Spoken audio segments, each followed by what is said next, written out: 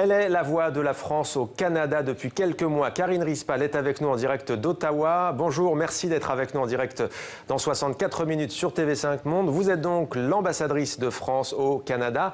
Alors on l'a appris il y a quelques jours seulement, votre prochaine homologue sera une femme. Isabelle Hudon deviendra dans quelques semaines tout juste la première femme à occuper le poste d'ambassadrice du Canada en France. On a envie de vous dire, il était temps, non ?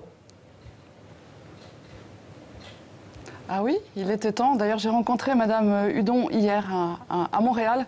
Nous avons fait connaissance et nous nous sommes mutuellement dit qu'il était temps. C'est la première fois que la France nomme une ambassadrice au Canada et c'est la première fois que le Canada nomme une ambassadrice en France. La France a nommé 28 ambassadeurs depuis 1928 et je suis la première femme, donc j'ai 27 prédécesseurs et donc il était temps. Et quand vous aviez appris que vous alliez partir à Ottawa l'été dernier, vous avez parlé d'un plafond de verre qui était brisé. C'est vrai qu'aujourd'hui, il y a 50 femmes ambassadrices, si je ne m'abuse, sur un total de 194 ambassadeurs français dans le monde. Pourquoi la parité n'est-elle pas respectée dans ces postes à la fois prestigieux et très stratégiques ? Je crois qu'il faut partir d'une étude un peu historique. Le ministère des Affaires étrangères, en tout cas, était un ministère historiquement masculin. Aujourd'hui, la situation s'est quand même bien améliorée. Une femme sur 4 ambassadeurs, une femme. C'est pas mal comme ratio. Il y a quelques années, il y avait une femme pour 10 hommes.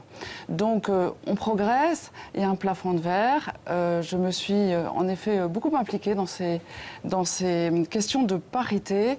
Il est temps que les femmes parlent. Et du coup, je crois qu'en effet, il est temps que les femmes prennent le pouvoir, il est temps qu'elles s'affirment, il est temps qu'elles demandent. Parce que souvent, les femmes ne demandent pas, n'osent pas demander des jobs importants. Et donc, moi, j'ai demandé le Canada.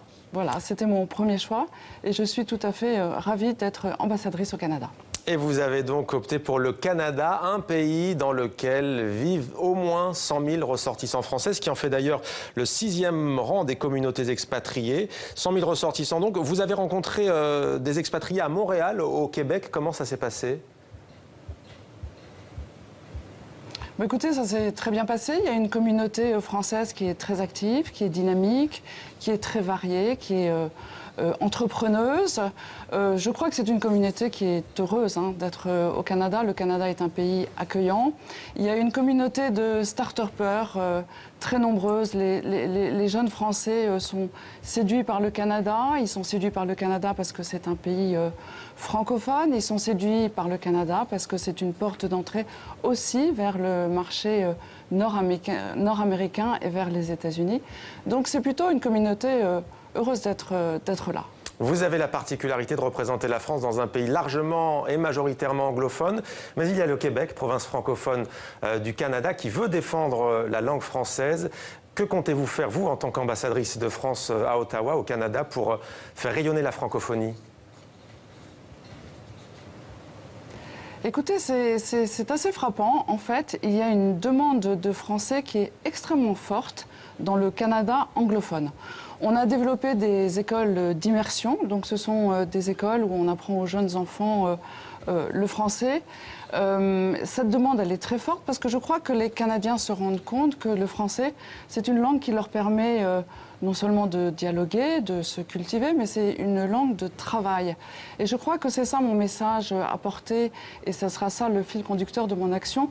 La francophonie, c'est l'innovation. La francophonie, c'est une ouverture vers de multiples mondes qui ouvrent des possibilités vers d'autres continents.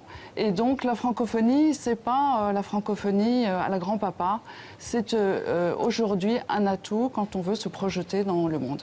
Madame l'ambassadrice, vous avez pris vos fonctions au moment où tout allait très bien et tout va très bien entre la France et le Canada. Tout va très bien entre le président français Emmanuel Macron et le chef du gouvernement canadien Justin Trudeau. Ce n'était pas tout à fait le cas lors de la présidence de François Hollande avec l'ancien Premier ministre canadien Stephen Harper. On imagine que ça vous facilite la tâche et d'ailleurs vous êtes exprimé par exemple en espérant que le Canada allait militairement aider la France dans sa quête de paix au Sahel et notamment au Mali.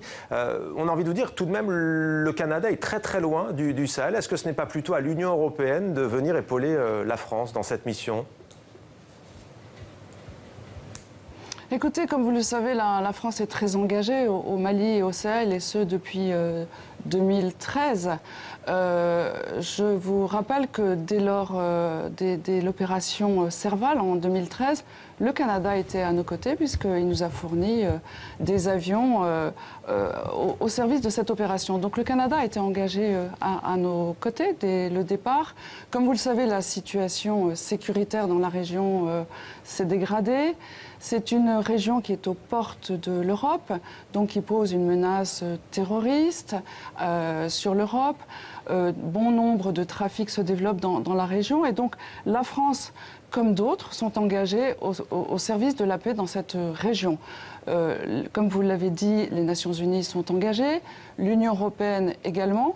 Et c'est vrai qu'en août 2016, quand le ministre de la Défense canadien a annoncé que le Canada voulait participer à des opérations de maintien de la paix et se réengager, comme le Canada est un ami et un allié avec lequel nous avons un dialogue franc et ouvert, nous avons en effet évoqué la possibilité du Mali, parce que c'était un endroit où nous avions besoin des Canada. Aujourd'hui, le Canada n'a pas encore décidé où il voulait faire porter son effort. Je comprends que les options sont sur la table de Justin Trudeau. Nous respecterons la décision du Canada, mais nous souhaiterions en effet que le Canada vienne à nos côtés au Mali et au Sahel et en appui du G5. Merci beaucoup Karine Rispal, merci Madame l'ambassadrice de France au Canada d'avoir répondu à nos questions en direct dans 64 minutes sur TV5 Monde.